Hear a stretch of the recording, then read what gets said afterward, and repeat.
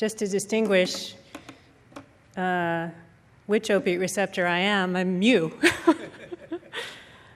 Okay. So, all right. So now I'd like to talk to you about some new data that we have collected in our laboratory on the effects of naltrexone in combination with amphetamine and smoked cocaine. We have no conflicts of interest to declare, and I'd like to acknowledge the support of NIDA for funding this research that I'll be presenting to you today. So just to provide you with some background, a huge proportion of the population, relatively, reports abuse of illicit stimulants. But currently there are no medications approved for treating stimulant dependence in the U.S. There are some really exciting new preclinical and clinical research suggesting that naltrexone may be effective in decreasing the abuse liability of amphetamines. And I'll spend a fair amount of time describing those data to you just because I don't know how familiar everybody is. But I was very excited to see these results. So there's a group in Sweden, and the lead author on most of the studies is J.R.M. Lindström, but this is in the laboratory of Johann Frank. And what they've done is they've studied the effects of amphetamine in various populations and tested the effects of naltrexone in combination with amphetamine. So what I'm showing you here is the time course of effects for amphetamine, and the rating here is I feel a drug effect. So the squares, the closed squares here, are the effects of amphetamine in combination with the placebo pretreatment of naltrexone. And then the triangles show you the effects of the same dose of amphetamine, 30 milligrams, in combination with 50 milligrams of oral naltrexone. And as you can see, there's a pretty, well, I don't know how familiar you are with looking at these kinds of data, but this is a pretty substantial reduction in subjective responses. We don't typically see this kind of magnitude of effect with the medications that have been tested in combination with cocaine, for example. And one thing that I didn't mention is that these data were collected in non-drug abusers. So most people, when they receive amphetamine, report that they feel the drug effect, and some people really like it, and they report wanting more, actually. So again, the squares are the effects of amphetamine given by itself with a placebo naltrexone pretreatment. And 50 milligrams of naltrexone given in combination with this 30 milligram dose of amphetamine produced a reduction in ratings of wanting more. These are ratings of liking the drug. And again, just to remind you, these were tested in non-abusers. So they report significant increases in ratings of drug liking, but the magnitude of effect is fairly low. And for this effect, actually, the 50 milligram dose of naltrexone didn't produce much change in ratings of drug liking. So they did a subsequent trial of amphetamine in patients who were met DSM-4 criteria for amphetamine dependence. They also met criteria for attention deficit and hyperactivity disorder, so ADHD. And what they found was when they gave the same dose of naltrexone, so this was a 50 milligram dose, in combination with the same dose of amphetamine, this is 30 milligrams, the open symbols show you the effects of amphetamine in combination with the placebo, and this is for ratings of I feel the drug. There's a substantial increase in ratings of feeling the drug, and then when they gave naltrexone in combination with amphetamine, these are the closed diamonds, there's a substantial reduction in ratings of feeling the drug. The next rating was for wanting more of the drug, and again, the naltrexone produced a substantial reduction in subjective ratings of wanting the drug. And this is in contrast to the previous study in the non-abusers. So the amphetamine abusers all reported substantial increases in liking the effects of amphetamine. And when naltrexone was used as a pretreatment, there was a big reduction in ratings of drug liking. They then, at I guess about the same time, since this was a paper that was also published in 2008, they conducted a clinical trial of naltrexone in amphetamine-dependent patients who were seeking treatment for their drug use. And what I'm showing you here are the percentage of negative urine samples for amphetamine. And this was the intent to treat analysis, and this is a completer analysis. The placebo group is in red, or the group that was randomized to receive placebo, and then the group that was randomized to receive naltrexone is in blue. And for both kinds of analyses, you can see that there's a greater clinical benefit in the naltrexone group compared to the placebo group. So, and then there was no significant difference in retention in the trial, but there was a significant improvement in craving. So there was less craving for drug in the naltrexone-treated group than in the placebo group. So I think all of those data were quite encouraging. And the question that I immediately asked myself when I was looking at some of these results was, how? Why? Why is this happening? Because naltrexone is an opiate antagonist, amphetamine is a dopamine agonist. How is this effect happening? And these are data from Jim Woods' group. Jimenez Gomez is the lead author on this study. And what they did was they gave monkeys the opportunity to self-administer either amphetamine or alcohol. So the data with amphetamine is on the left, and the data with ethanol is on the right. And they gave increasing doses of naltrexone in combination with amphetamine and with ethanol. And so what they're showing is that naltrexone is reducing self-administration of both amphetamine and alcohol.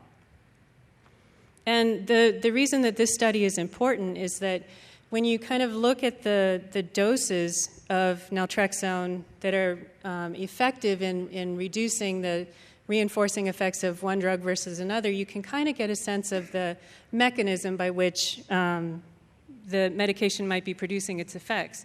So this slide is showing you that they had slightly different control rates of responding for amphetamine and ethanol. So they controlled for that by taking a proportion of the control responses.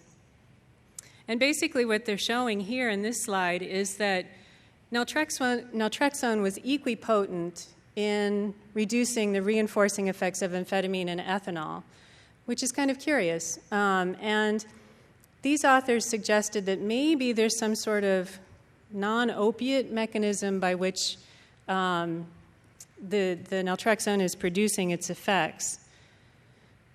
These are data from Johann Frank's group again that was presented at CPDD, the College on Problems of Drug Dependence conference this past June. And what they did was they measured C11 carfentanil binding in humans, and what they administered was C11 carfentanil under baseline conditions, under placebo conditions, so they gave an IV infusion of saline, and under the third, number 3 here, was an IV infusion of amphetamine. And you can see that the lines don't really change that much because there was no difference in carfentanil binding under all of these challenge dose conditions, which suggests that amphetamine is not producing its effects through mu opioid receptors.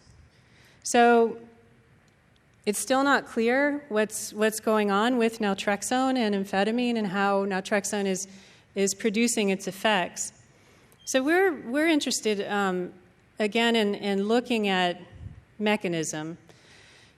So as Yvonne kind of alluded to a little bit in his presentation, there are a few studies where they tested the effects of naltrexone in cocaine abusers, and the results were somewhat ambiguous. So some studies are showing some modest reductions in the positive subjective effects of cocaine, and other studies show no change. So the goal of our study was to directly compare the effects of naltrexone on the abuse liabilities of amphetamine and cocaine. So again, we have this inpatient sort of procedure that we use, and we give people challenge doses of the agonist. In this case, it's amphetamine and cocaine, and we tested the effects in combination with naltrexone. So we hypothesized, based on this previous literature that I'm showing you, that naltrexone would reduce the positive subjective effects of amphetamine, but not cocaine. And I didn't mention earlier, though, in several of those previous studies, they also, of course, measured the physiological responses produced by amphetamine and showed that naltrexone had no effect on the cardiovascular effects of amphetamine. So we hypothesized in our study that naltrexone would produce comparable or non-effects on the physiological responses produced by amphetamine and cocaine. So thus far, we've completed 9 subjects. They are non-treatment seeking cocaine abusers. I'm going to show you the data just from the first 4 subjects because we haven't analyzed the data for the entire set just yet. We're aiming to have a total N of 12. So this was a double-blind, placebo-controlled, within-subject crossover design. So again, all the subjects received all of the dose conditions. The effects of naltrexone were given, or naltrexone was given acutely, so we gave a single dose at the beginning of the laboratory session. And the doses that we tested were 0, 12.5, and 50 milligrams of oral naltrexone given 1 hour prior to the stimulant administration. The doses of oral D-amphetamine that we gave were 0, 10, and 20 milligrams, and we gave them in cumulative doses throughout the session. We also tested the effects of smoked cocaine, and the dose range was 0 to 50 milligrams. And we also had a placebo condition for both the oral amphetamine and the smoked cocaine. So our primary endpoint was subjective responses, and we also looked at physiological effects. So these are our subjective effects data. The data on the panels on the top represent the effects of oral D-amphetamine, and the panels on the bottom represent the effects of smoked cocaine. The first column on the left is VAS ratings of visual analog scale ratings of I feel high. Second one is I feel the drug was potent, and the third one was the drug was of high quality. So the dose effect curves in red for both amphetamine and cocaine represent the control conditions. So this is a placebo pretreatment with active drug.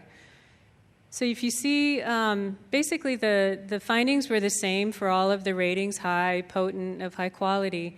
When given with the placebo pretreatment, we got these significant increases in ratings of subjective ratings for all of the responses. And when there was a naltrexone pretreatment, both 12.5 and 50 milligrams, the subjective ratings were completely eliminated, which is in stark contrast to the effects of cocaine. So cocaine produced, pretty robust increases in ratings of I feel high, I like the dose was potent, but naltrexone had no effect on these subjective ratings at all. The other thing I want to point out is that the magnitude of effects differs for oral amphetamine and smoked cocaine. So these are smoked cocaine users on the street. So they didn't find the oral amphetamine to be quite as rewarding as the smoked cocaine. which is not entirely unexpected. I mean, oral drug takes a while to get to produce an effect compared to smoke cocaine. And then these are the cardiovascular data that we have. So this is heart rate on the left, systolic blood pressure in the middle, and diastolic blood pressure on the right. Both amphetamine and cocaine produce dose-related increases in all of these measures. And unlike the subjective responses, the physiological responses were comparable for oral amphetamine and smoke cocaine. So these were equipotent doses on physiological responses. And naltrexone had no effect on any of these measures for either amphetamine or cocaine. And in case you're unfamiliar with this dose range, these are pretty much the highest doses that we can test in these individuals because we have a cardiologist working with us on all of these kinds of studies, and anytime we see any kind of concerning changes in cardiovascular measures, we zip off an EKG to the cardiologist, and he tells us whether or not we can continue the session or not. And so we're pretty much up at the upper end of the doses that we can test safely, that is. So thus far, our data seems to support the results that are coming out of Sweden to suggest that naltrexone attenuates the positive subjective effects of oral D-amphetamine, but not smoked cocaine. And naltrexone seems to be safe from a physiological standpoint because it has no effect on the cardiovascular responses of either drug. The effectiveness of the lower dose of naltrexone is really kind of interesting, and we included that dose because it produces comparable blood levels of naltrexone as the depot formulation of naltrexone. And the fact that it seems to be as effective as the 50 milligram dose in attenuating the effects of amphetamine is kind of encouraging from that perspective. So I think it's still unclear whether there's opioid receptor system involvement in the abuse potential of amphetamine. I think future studies need to pursue this question a little bit more. But there are some really exciting implications of this line of research, I think. I don't know, there's a line of data, both preclinical and clinical, to suggest that maintenance on stimulant medications themselves may be useful for treating stimulant dependence. But this approach is quite controversial in the U.S. Because the maintenance medications themselves obviously have some abuse liability. So the fact that naltrexone may selectively reduce the abuse liability of the stimulant medication kind of opens up a potential new avenue of pursuit. So if the naltrexone can block the positive subjective effects of amphetamine or methylphenidate, for example, then and preserve its clinical ability to reduce the abuse of cocaine or amphetamine, then that kind of, I think, lends some reassurance to the clinicians who may be prescribing these medications for treating stimulant dependence.